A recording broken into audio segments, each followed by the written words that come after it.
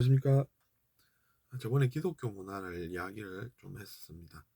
그래서 이제 절대자이신 하느님은 아버지다 이렇게 얘기를 하셨죠.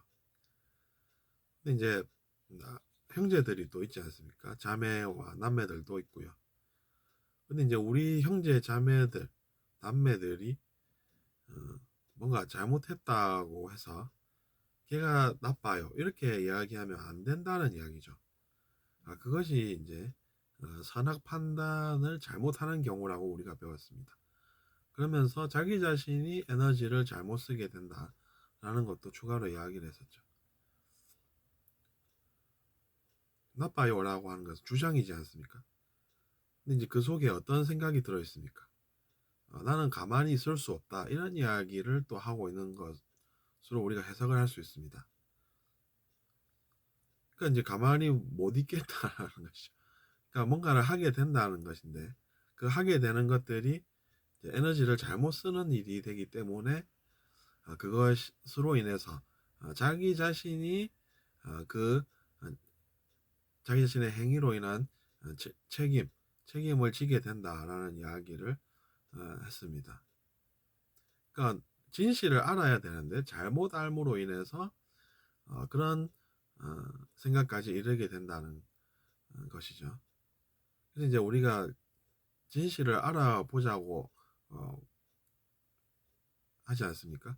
그래서 진실을 알아가다 보면 선악 판단이라는 것은 원래 잘못된 거구나. 우리가 잘못 알아서 그것 때문에 그렇구나. 이렇게 이제 언젠가는 또 알 수도 있다는 것입니다. 그 사람이 근데 또. 그럼 그 사람도 나쁜 존재라고는 할 수 없다는 것이죠. 그래서 이제 어, 그러면 어떻게 우리가 진실을 받아들일 수 있나, 또 진실은 무엇인가 이런 생각을 하게 되는 것이 인지상정, 즉 사람의 마음입니다. 그래서 우리가 그 생각을 하게 되고, 그래서 이제 자기 자신에게서 그 답을 찾고, 근데 그게 외부의 자기 자신의 모습이 아니라 내면에 있는 자기 자신, 즉 내면 세계에서 구하게 되는 진실이라는 것입니다. 그래서 이제 자기 자신에 대해서 우리가 잘 알아야 된다 이렇게 말씀들을 듣고, 그래서 이제 자기 자신을 우리가 잘 생각을 해볼 적에 나도 나쁜 존재는 아니고,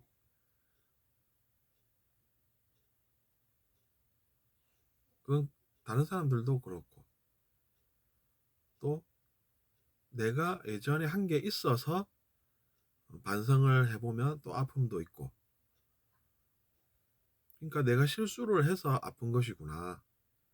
그 사람도 그냥 뭐 실수라고 볼 수는 있어도 그 사람이 나쁜 사람이라고 보면 나도 잘못 보는 게 돼서 또 그것으로 인해서 어, 가만히 있을 수 없으니까 죄를 짓게 되고,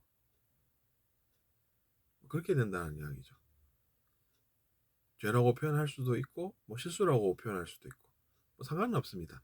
그냥 표현법이 다양하다고 이렇게 볼 수 있고, 실수라고 본다고 하면 그 사람도 실수를 하는 것이다 이렇게 되는 것이죠.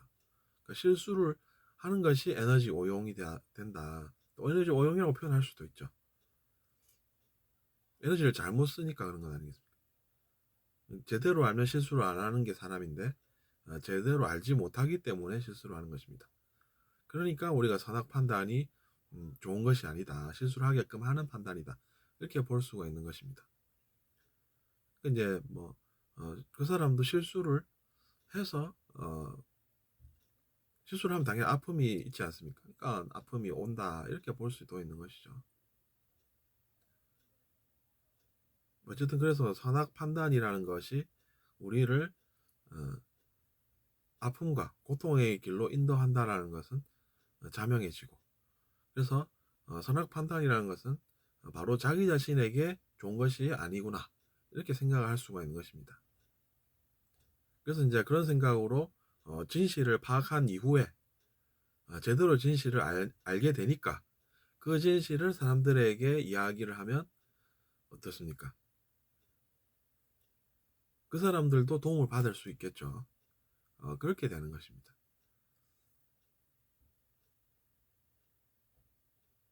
그래서 이제 그런 말씀도 들으면서 사람들이 사는 것입니다.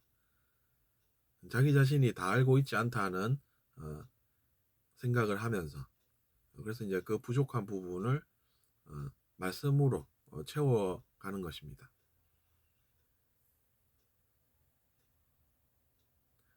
근데 이제 그것을 비유를 들다 보니 이제 넘어지는 것을 비유를 드는 것이죠. 넘어지면 아프지 않습니까? 고통 심하게 넘어지면 어떻습니까? 더 하겠죠. 그건 우리가 이야기 안 해도 다 아는 내용이고, 길을 가다가 넘어졌으면 아픕니다. 근데 그게 다른 사람이 넘어져서 제가 아픕니까? 아니라는 것이죠. 자기 자신이 넘어져서 아프다는 사실입니다. 그럼 뭐 어떤 게 최선입니까? 잘 털고 일어나서 또 해야 하는 일을 찾아서 가고, 다음번에는 다만 안 넘어지게끔 내가 어떻게 해야 되겠다라는 것이죠. 그게 상대방이 끼어들 여지가 어디에 있습니까? 내가 이번에는 넘어졌는데 다음에는 똑같은 일이 생기면 안 되니까 좀 잘 보고 간다든지, 그렇게 이제 자기 자신이 노력을 또 해야 된다는 이야기죠. 계속해서 여기 상대방이 노력해야 할 부분이 어디 뭐가 있습니까, 여러분? 이게 이제 그렇게 이제 생각을 하면서 더 성숙해져 간다는 것이죠. 왜냐하면 진실을 더 잘 알게 되니까 더 성숙해질 수밖에 없지 않습니까? 성숙해지지. 그러면 뭐 제가 성숙해지지 뭐 다른 사람 타인이 성숙해지겠습니까? 거기에 또 그것도 아니라는 것이죠.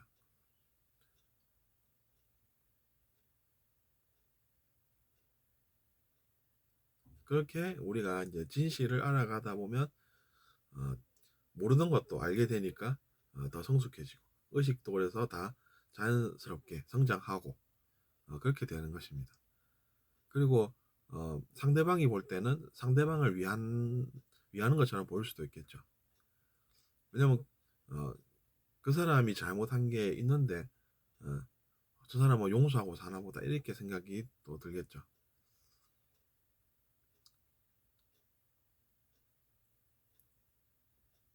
근데 이제 그렇게 살면 어떻습니까? 사람들이 좋아하겠죠, 당연히. 근데 어쨌든 어, 상대방의 이야기라고 하는 것은 일단은 우리가 진실을 잘 알아서 그것을 상대방에게 상대방을 위하는 마음으로 전한다라고 하면 그게 이제 복을 짓는 행동이 됩니다. 복을 짓는 행동을 자기 자신이 하니까 당연히 복이 어디로 가겠습니까? 자기 자신에게로 갈 수밖에 없다는 것이죠. 자기 자신에게 가야 되는 것도 사실이고, 자기 자신에게 가야 되기 때문에 또 가는 것도 사실입니다. 근데 이제 그냥 복을 많이 받아버리면 어떻게 됩니까?